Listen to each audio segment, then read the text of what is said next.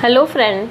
आज हम बात करेंगे कि प्रेगनेंसी के फर्स्ट मंथ में क्या क्या चेंजेज होते हैं, माँ और बच्चे में क्या क्या विकास होता है, ये सब आज हम चर्चा करेंगे। तो मैं डॉक्टर सीमा गुप्ता आज मैं प्रेगनेंसी के फर्स्ट मंथ के बारे में बात करूँगी। जैसा कि हम सभी को पता है कि प्रेगनेंसी पूरी 9 महीने की होती है। हर महीने माँ में कुछ कुछ चेंजेज होते हैं, बच्चे में अलग अलग विकास होता है। तो फर्स्ट मंथ में क्या क्या चेंजेज होते हैं मदर में और बच्चे में क्या क्या विकास होता है, ये मैं बात करूँगी। तो पहली बात करते हैं कि फर्स्ट मंथ कब स्टार्ट होता है। जब आपका पीरियड मिस होता है तब आप डॉक्टर के पास आते हैं, आपको लगता है कि अब मेरा पहला महीना स्टार्ट हुआ है, पर ऐसा नहीं है। आपका फर्स्ट मंथ जो आपका लास्ट पीरियड आया था उसके फर्स्ट डे से ही स्टार्ट हो जाता है, और जब आपका नेक्स्ट पीरियड मिस होता है तब तक 1 महीना निकल चुका होता है। तो प्रेगनेंसी का 1 महीना मोस्टली लोगों को पता ही नहीं होता कि कब स्टार्ट हुआ और कब ख़त्म हो गया। ठीक है, तो अब हम बात करेंगे कि इसमें माँ में क्या क्या चेंजेज होंगे। शुरू के जो 14-15 दिन होते हैं वो ओवुलेशन होने में लग जाते हैं, मतलब अंडा बनने की प्रक्रिया शुरू के 15 डेज में होती है, 14-15 डेज में। और 14-15 डेज में एक परिपक्व अंडा बनता है और वो अंडा ओवरी से रिलीज होता है। इस प्रक्रिया को ओवुलेशन कहते हैं। महिलाओं में हर महीने एक अंडा परिपक्व होकर रिलीज होता ही है। तो ओवुलेशन की प्रक्रिया तक अभी नहीं पता कि ये प्रेगनेंसी होगी या नहीं होगी। ओवुलेशन होने के समय अगर इंटरकोर्स किया हुआ होता है तो उस समय जो नीचे से शुक्राणु एंटर करते हैं और वेजाइना से एंटर करते यूट्रस में जाते हैं। जैसे कि ये हम देखते हैं इसमें स्पर्म का नीचे से माइग्रेशन होते हुए यूट्रस में से ये फिर ये नलियाँ होती है इसमें जाते हैं, और जो अंडा होता है वो ये अंडेदानी है, मतलब ओवरी है, यहाँ से एक अंडा रिलीज होता है और ट्यूब में एंटर करता है। तो यहाँ से नीचे से शुक्राणु आते हैं, ऊपर से ये अंडाणु होते हैं। अंडाणु और शुक्राणु का जो आपस में मिलना है, इस प्रक्रिया को फर्टिलाइजेशन कहते हैं। अगर ये दोनों का फर्टिलाइजेशन हो गया तो बच्चे का निर्माण हो जाता है। तो इस प्रक्रिया में कम से कम 14-15 दिन ओवुलेशन होता है, और ओवुलेशन से रिलीज हुआ एग और शुक्राणु मिलके एक जाइगोट मतलब भ्रूण का निर्माण करते हैं। तो इस समय माँ में क्या क्या चेंज होते हैं, बहुत कुछ ज़्यादा चेंज नहीं होते हैं। एक तो वेजाइनल से थोड़ा सा डिस्चार्ज एक्सेस में होता है, और दूसरा ओवुलेशन के समय थोड़ा सा माँ को पेन हो सकता है, हल्का फुल्का क्रैम्प्स फील हो सकते हैं। इसके अलावा थोड़ा सा बॉडी का टेम्परेचर राइज होता है तो थोड़ा फीवर जैसा लग सकता है। इसके अलावा ज़्यादा कुछ चेंज होते नहीं हैं। तो ओवुलेशन की प्रक्रिया से लेके फर्टिलाइजेशन तक अभी तक कुछ पता माँ को फील होता नहीं है। इसके बाद फर्टिलाइजेशन के बाद जो बच्चा नली में बनता है वो 3-4 दिन ट्यूब में ही रहता है। इसके बाद वो यूट्रस की साइड माइग्रेट करता है, यहाँ पे 3-4 दिन रहेगा, फिर ये यूट्रस की साइड जाएगा। और इस समय तक जो यूट्रस है इसकी लाइनिंग अच्छे से तैयार हो गई होती है, ताकि ये जो बच्चा जो भ्रूण का निर्माण हुआ है वो इस पर चिपक सके। जब ये भ्रूण यहाँ पे चिपकता है, इस प्रक्रिया को इम्प्लांटेशन कहते हैं। तो इम्प्लांटेशन के समय क्या क्या चेंज दिखते हैं। इम्प्लांटेशन के समय हल्का फुल्का स्पॉटिंग हो सकता है, तो कई बार मदर को लगता है कि मेरे को थोड़ा सा मैं पीरियड्स आने से पहले का स्पॉटिंग होगा, ये उनको लग सकता है। अब ये बात आती है कि इम्प्लांटेशन तक अभी कुछ पता नहीं चला है।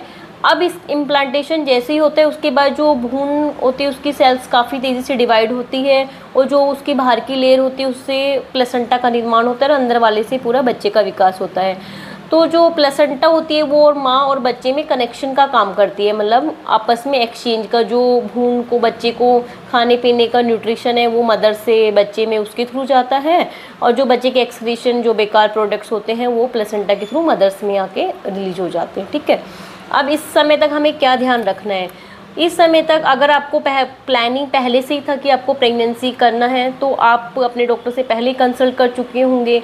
अगर नहीं किया होगा तो आप ज़रूर कर लीजिएगा, क्योंकि एक फोलिक एसिड का टैबलेट ज़रूर स्टार्ट करना होता है, ताकि जो बच्चा है उसका जो शुरू के 3 महीने में डेवलपमेंट होता है वो अच्छे से हो सके।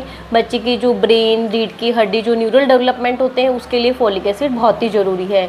और आपके कुछ टेस्ट होते हैं जो भी प्री प्रेगनेंसी अगर आप प्री कंसेप्शनल पीरियड में आप करा लें तो बेटर होता है।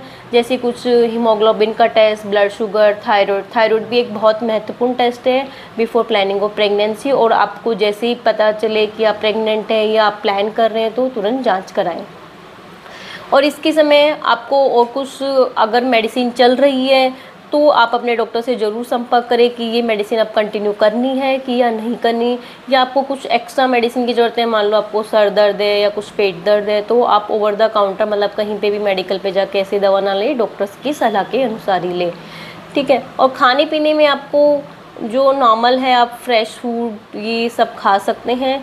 अपना जो घर का बना हुआ खाना खाना है, पैक फूड्स नहीं खाने हैं। अब इम्प्लांटेशन के बाद, इम्प्लांटेशन होने तक के बाद अब प्रक्रिया होती है बच्चे के विकास की होने लग जाती है, ठीक है। इम्प्लांटेशन के बाद जैसे आपका नेक्स्ट अब 4 वीक होता है तो आपका पीरियड मिस होता है और आपको पता, आप अपना यूरिन टेस्ट करते हैं तो आपको पता चल जाता है कि आपका प्रेगनेंसी हो गया है। तो 1 महीने के अंदर अंदर ये सब चीज़ें होती हैं।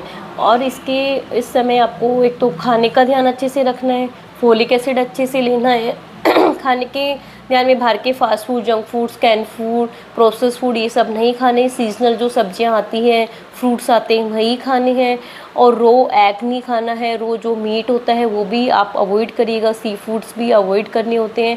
और फ्रूट्स में आपको सारे फ्रूट्स खा सकते हैं एक्सेप्ट आपको पपाया नहीं लेना है और पाइनएप्पल्स नहीं लेना है, क्योंकि उसमें कुछ कुछ ऐसे केमिकल्स होते हैं जो कि अबॉर्टिफिशिएंट होते हैं, मतलब यूट्रस में कॉन्ट्रैक्शन को स्टार्ट कर देते हैं, इसलिए ये अवॉइड किया जाना चाहिए।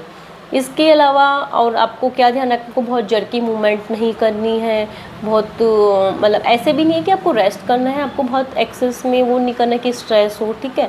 इसके अलावा आपकी बॉडी में और क्या क्या चेंज हो सकते हैं जिससे आपको पता चलेगा। आपको थोड़ी थकान सी महसूस हो सकती है, जैसे आपका पीरियड मिस होता है आपको थोड़ा सा नोजिया, वॉमिटिंग जैसा लग सकता है, थोड़े हल्के फुल्के बॉडी में क्रैम्प आ सकते हैं, थोड़े मूड स्विंग्स भी होते हैं जिसमें आपको इरिटेशन होना, छोटी छोटी बात पे गुस्सा आना, या थोड़े कभी ऐसा लगना कि बहुत सैड हो गया है, कभी थोड़ा अच्छा लगना, ये हो सकता है।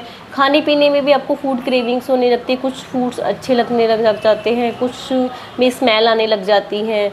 ये सब आपकी बॉडी में प्रोजेस्टेरोन हार्मोन के कारण सब चेंजेस होते हैं। और आपको एसिडिटी की शिकायत भी थोड़ा ज़्यादा रह सकती है, या नींद बहुत आना, ये भी हो सकता है, ठीक है। तो ये फर्स्ट मंथ में मोस्टली यही चेंज होते हैं। कई बार तो कुछ चेंज नहीं भी होते, नहीं भी पता चलता, क्योंकि आप तो पीरियड मिस होने के बाद ही डॉक्टर के पास आते हैं। और बच्चे में अभी फर्टिलाइजेशन, इम्प्लांटेशन के बाद थोड़े से चीज़ें बनने स्टार्ट हो जाती हैं। तो फर्स्ट मंथ में बेसिकली आपको यही ध्यान रखना है, एक तो फोलिक एसिड का टैबलेट ज़रूर लेना है। अगर आप पहले से प्लान करें तो डॉक्टर से संपर्क करके आपके जो बेसिक टेस्ट हैं वो सब आपको कराने चाहिए। इसके अलावा ओवर द काउंटर कोई ड्रग्स नहीं लेनी है, आपको फूड जैसा मैंने बताया वैसा लेना है, और हमेशा खुश रहना है। यही फर्स्ट मंथ में आपको ध्यान रखना है। Thank you.